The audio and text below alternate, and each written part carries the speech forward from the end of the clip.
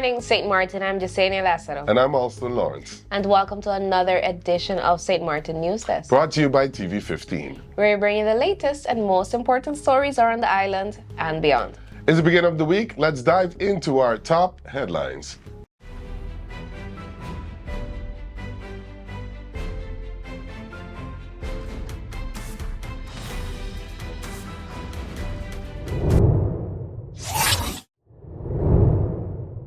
Minister of Teat, the Honorable Grisha Heiliger Martin, confirmed that the moratorium on casino licenses was not lifted when she granted a license to Port de Plaisance, PDP, 2 weeks ago.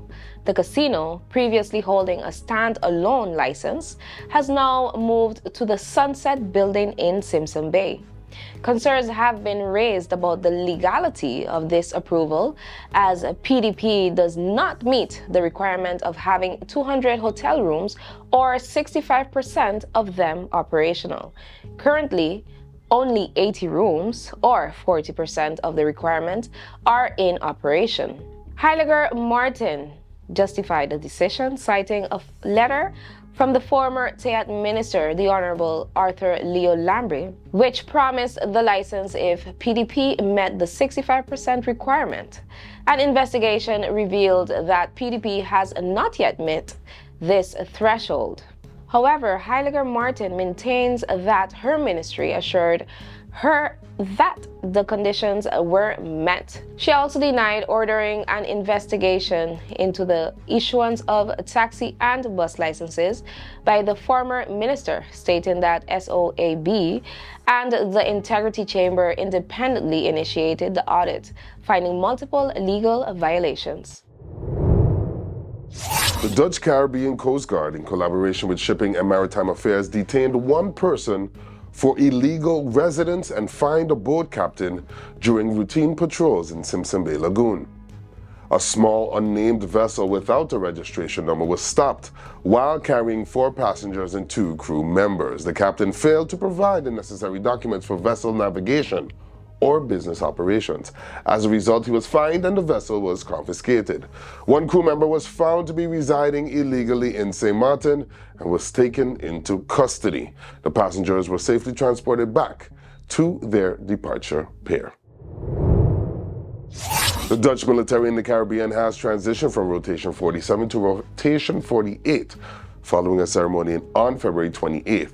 Lieutenant Colonel Kjell from Skarsbergen assumed command from Major Jan through the traditional paddle transfer. Major Jan reflected on his unit's experience, highlighting the challenges and successes of training in the Caribbean, including the Caribbean JOKJA exercise, also known as the DJOKJA exercise. He emphasized the importance of collaboration with local military and security forces, as well as community support in facilitating operations. Lieutenant Colonel Kjell now leads 11 Engineer Company, a unit specializing in engineering combat support, explosive control, and terrain conditioning. Over the next 4 months, they will conduct operations and training in Aruba, Bonaire, and Curacao, preparing for various deployments. On February 25th, St. Martin's government received an extensive briefing on the roles and responsibilities of Defense and the Coast Guard in the region. Discussions covered assistance procedures, deployment options, and the capacity of both organizations, emphasizing their role in ensuring security and stability. Given the Council of Ministers appointment in November 2024, the session aimed to provide clarity on Defense and Coast Guard contributions to national safety. Commander of the Navy in the Caribbean, Commodore Walter Hansen, praised the cooperation and expressed appreciation for the opportunity to strengthen security efforts in St. Martin. This is an exclusive release. Divico and Extra Tight Entertainment presents Headliners. Roots and Rhythm. A night of good reggae music. Music for the soul. Sunday, April 27th at the Carnival Village. Featuring Tanya Stevens. It's a pity you already have a wife, and me don't have a man in my life. Phantom Metro and Devante.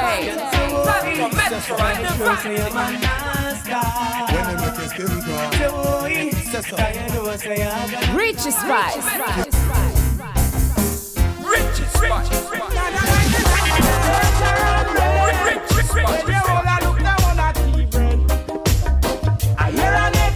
And Christopher Martin. Big deal. You're my friend, I'm a big deal. Yeah, we're kinda important. Hosted by Uncle Shags, also featuring St. Martin's own royalty, City Ranking, DJ Outcast, and DJ Blaze. Headliners, Roots and Rhythms, Sunday, April 27th at the Carnival Village. Don't miss this extravagant reggae experience. Get your tickets online at extratight.com. Love, peace, unity, reggae, can't dead.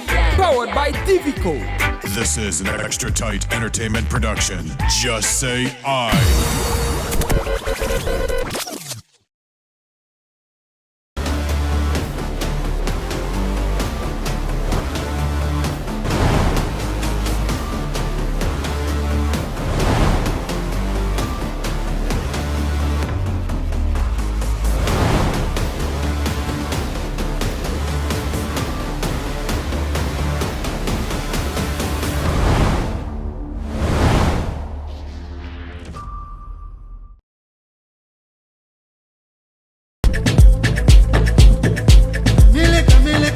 My name is Donica Liebert, and I'm from the French Quarter in St. Martin.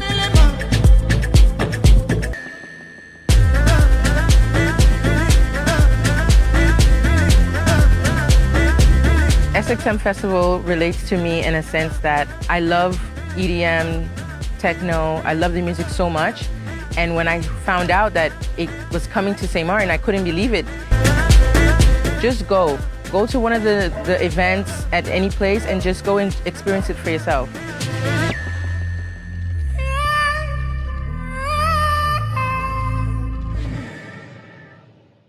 We listen and we don't judge.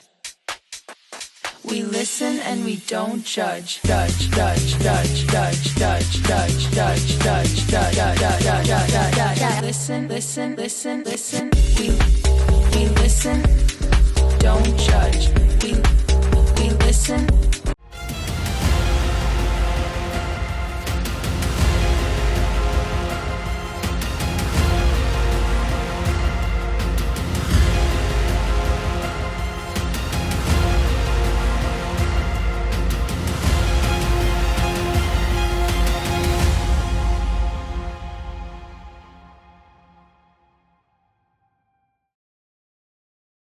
Let's put everything on the table. People always give their opinion, and you can either take it or crunch it. Let them judge. We give in to the most irresistible flavor. We devour every nugget that falls in our hands, especially when it's our crunchy fried chicken. And let the crumbs fly if needed. Let them keep judging. We'll keep indulging. KFC, it's finger licking good. St. Martin is exploring direct shipments of fresh produce and seafood from Panama, which could lower consumer costs and strengthen trade ties with the region. TEAT Minister, the Honorable Grisha Heiliger Martin, discussed this opportunity during a press briefing, highlighting her participation in the Dutch Caribbean Mission in Panama from February 12th to February 12th to February 14th. Alongside representatives from the St. Martin Chamber of Commerce and Princess Juliana International Airport, she engaged in meetings with businesses such as Copa Airlines and Tucumán Airport to enhance trade and airlift collaboration. A key discussion with Panama's export director focused on using Panama as a regional trade hub, which could be beneficial for both St. Martin and the wider community. NVGB is addressing misinformation about its senior citizen relief program, reaffirming its commitment to supporting St. Martin's elderly residents. The program was officially announced on January 19th this year, with applications available from January 20th to February 5th. Returning participants needed only to update their registration with a recent NVGB bill and valid ID. New applications had to meet age and documentation requirements, including proof of account ownership. NVGB emphasized that assistance is only for seniors who hold an account in their name to ensure transparency and prevent misuse. The company urges the public to contact its offices for any further clarification. At the Feria de VIS Travel Expo, Team SXM captivated over 8,000 attendees with cultural performances and travel deals. Frontier Airlines and other carriers showcased direct connections, making St. Martin more accessible. Additionally, STB presented to 40 travel agents at a Caribbean Airlines workshop, emphasizing opportunities for longer stays. STB also strengthened ties with regional tourism officials, promoting St. Martin as a top Caribbean destination. Further initiatives, including digital sales training, are in the works. The Electoral Council is reminding all registered political parties, including those that did not participate in the 2024 election, to submit their annual reports before April 1st, 2025. Reports must detail board composition, membership contributions, and activities conducted in 2024. A financial report, including income, expenses, and an auditor's statement, is also required. Donation exceeding 5,000 guilders from non-individual sources must be disclosed. Reports can be submitted in person or via email at info@ecsxm.org. Parties with outstanding reports from previous years must also comply to avoid penalties. All passenger transport operators must complete registration as mandated by the Ministry of TEAT. Registration can be done online via the passenger transport form. Required documents include the permit, vehicle insurance, inspection card, St. Martin driver's license and ID, or a Dutch passport. Assistant drivers must provide a permit, driver's license, ID, and work authorization for those under 30 days old. Companies with 5 or more vehicles must submit an Excel sheet with vehicle details via teyat.trans@stmartingov.org. Vehicle inspections location will be at the Little League Baseball Field on Swaliga Boulevard. Vehicles must have a fire extinguisher, first aid kit, working brakes and lights, intact windshield, and securely attached plates.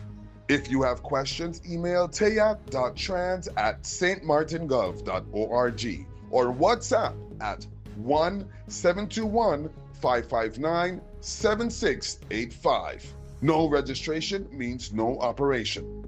Comply today. Well, in a La Nina period, that typically means a La Nina cycle, more tropical storms and hurricanes. In an El Nino, these are averages. In an El Nino cycle, that usually means less tropical storms or hurricanes. So you see right here in a La Nina cycle, on average, there are 17 named storms, 9 become hurricanes. El Nino, if it's an El Nino hurricane season, 11 named storms, and 5 of those typically become hurricanes, right? So with that said, we may be somewhere in between, but as I mentioned at the beginning of this video, it is so critical to point out that regardless of a La Nina or El Nino season, or if you see some other videos saying there's going to be 20 to 30 tropical storms or hurricanes, whatever, and this doesn't tell us where they're going to go, right? That's the biggest thing. There could be 100 hurricanes, but if they stay out in the water, that doesn't impact us. There could be just one during a hurricane season, but if that rolls right into us, that's a big issue. And that's why I mentioned just being cautious with some of those videos. There's some great ones out there, but some of them are not so great, and they're trying to get clicks. They're trying to do that sort of thing. Now, the tropical activity, most of it is August, September, and October, that's when 84% of all named storms happen. In those 3 months, that's the peak of the season, right? So those 3 months. But as we know, with the warm water temperatures I just showed you, I do expect things to pick up quickly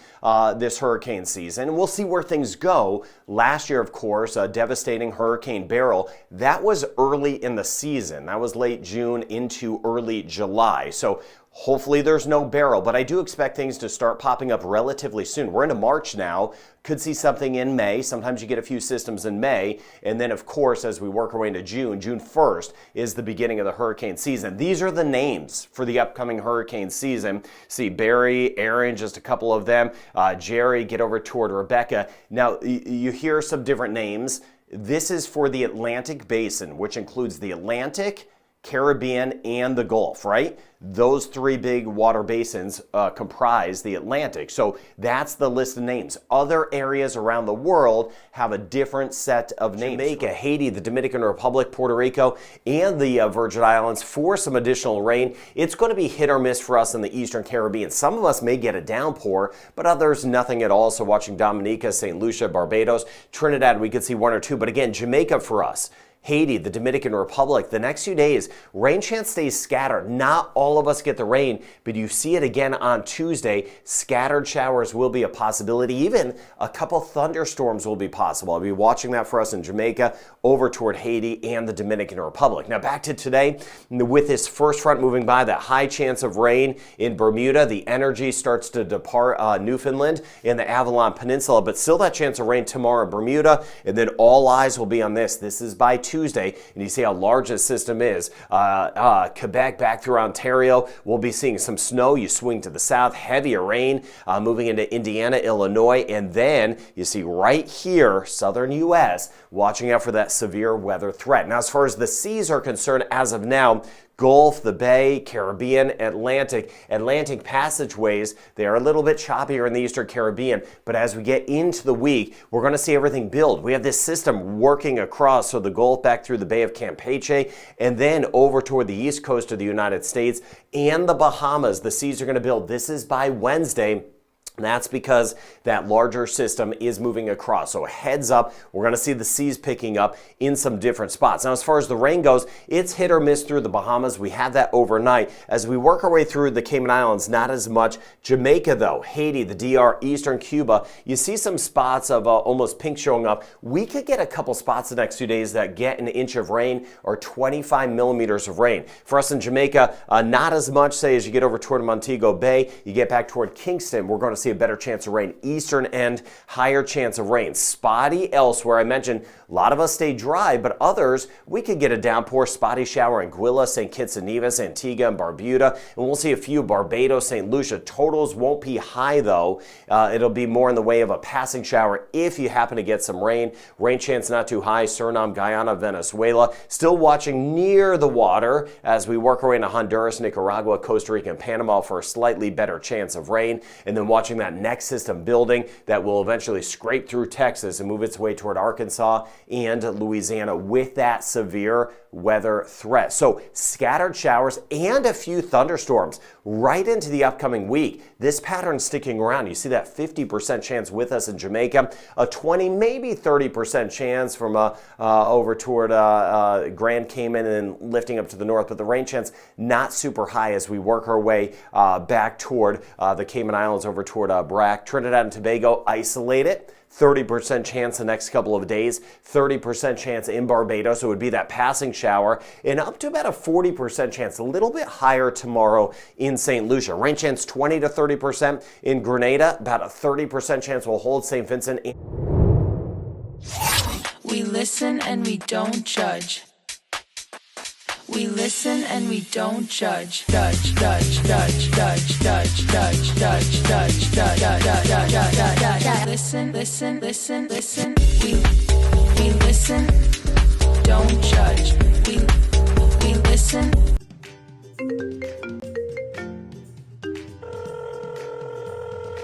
Hi, Mom. How are you?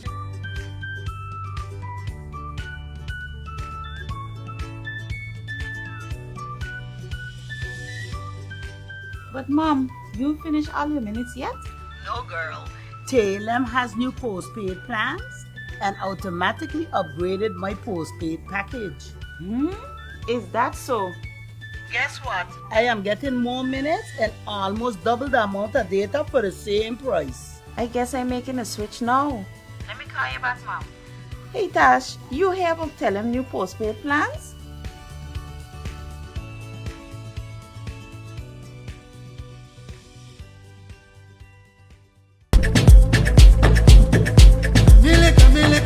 My name is Donica Liebert, and I'm from the French Quarter in St. Martin.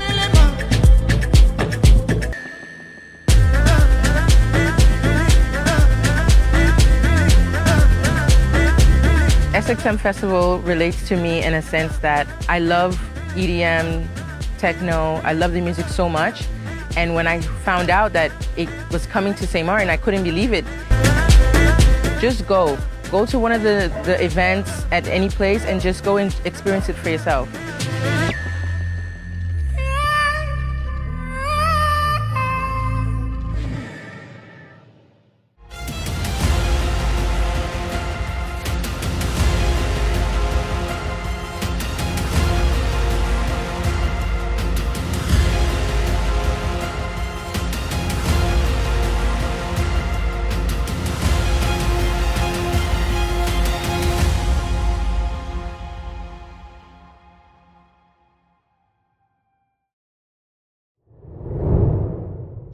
Saba's Island Council reconvened on February 25, 2025, discussing connectivity, invasive species, and the rising cost of living. Concerns over ferry services, including diesel fumes on the Makana ferry and day trip schedules to Statia, were addressed. Commissioner Bruce Zagers confirmed maintenance efforts and ongoing talks on a public service obligation agreement. Discussions with Winair on airfare reductions and entry taxes are also underway. Efforts to control invasive species, including the Cuban tree frog, were highlighted, while cost of living measures, food prices assessments, and housing market regulations were reviewed.